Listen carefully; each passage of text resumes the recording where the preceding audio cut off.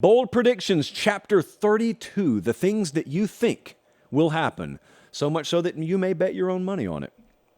We've got a very, very bold segment tonight, actually. There is no bold prediction tonight below a 9 on the 1 to 10 scale. The first one comes to us from Amarillo, Texas.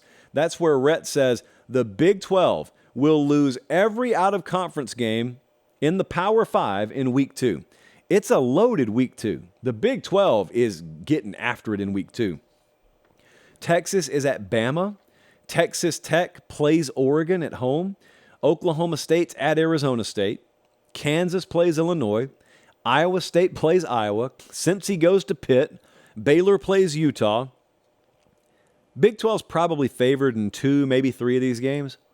This is a 9.75 on the boldness scale. You're trying to do a 7-way money line parlay. Parlay's one of the many tools of the devil. Don't do it, kids or adults. But if you're trying to do it, this one's grading out at a 9.75. I don't know what more to say. It's just tough to do. Just think about if you go 1 for 7, but the 1 is Texas winning at Alabama. Like that would make up for and whitewash the entire rest of the losing weekend for the Big 12. Next up, we got to go down to the Bayou for a second. Aaron from Jacksonville, Florida. Well, the prediction has to do with LSU at least. Aaron from Jacksonville said, Malik Neighbors leads Power 5 in receiving yards. Whew.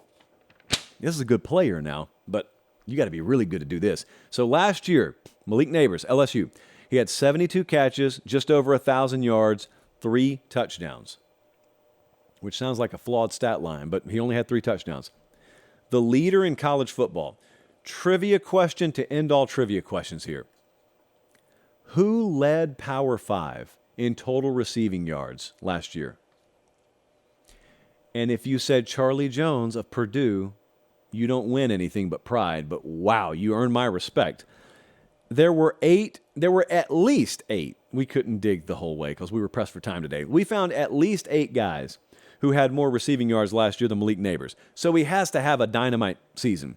They play 8 of the top 40 defenses in college football preseason this year. So he's going to have to do it against really quality competition. Jaden Daniels, not JT.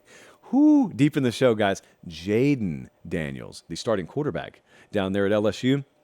He had 10 times last year where he had under 250 passing yards. So things just have to get better. And he was already good last year. Like Neighbors was already good, but he's got to get better. So that's a 9 for me. Malik Neighbors leading all of Power 5 in total receiving yards. That's a 9, maybe a 9.25 even. Next up, let's go to an upset in Week 5. This would be a really big upset, actually. One of the biggest upsets of the season. Harris is from Enid, Oklahoma, and he said Nebraska is going to upset Michigan in Week 5. We have a point spread on this game. Nebraska is an 18-point home dog to Michigan. This will be the first road game for Michigan this year. Nebraska will have already played at Minnesota and at Colorado, so if you believe in being battle-tested, I guess they have that edge. Nebraska's too thin to do this. I think they're too thin to do this. And so I'm putting a 9.5 on it. I think this line will creep up more towards 3 touchdowns when more people actually bet it. So, but if it were to happen, Jeff Sims coming out party at quarterback. Certainly Matt Rule gets the Gatorade bath there. And man, it's off to the races at Nebraska. And lastly, and you want to know about a shock.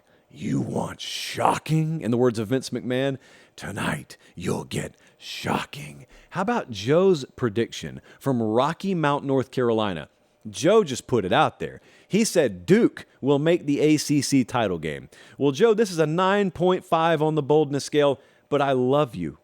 I love you, Joe, for predicting this.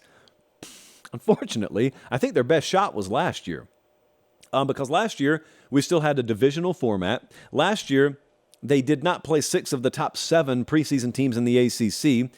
And the thing about it is, Duke's good. This is a good team. They could have the upset of Week 1 if they were to knock off Clemson. And the only reason I haven't been talking about that game more is because I hit on it like 5 shows in a row back in July, and you guys told me to knock it off. Like, we get it. They could win. So, but Duke could win that game. So, their over-under win total 6.5.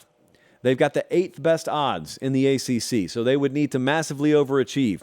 This is a 9.5. And the reason it's not higher is because I know about Mike Elko. I know about Riley Leonard. I know those guys could pull something crazy off, but that would be really crazy. Can you imagine being a Duke fan, being a Duke alum, and buying ACC tournament tickets, and then also just using some of that leftover to buy ACC championship tickets in football? Yeah, play it in your backyard up there, at least not too far from it.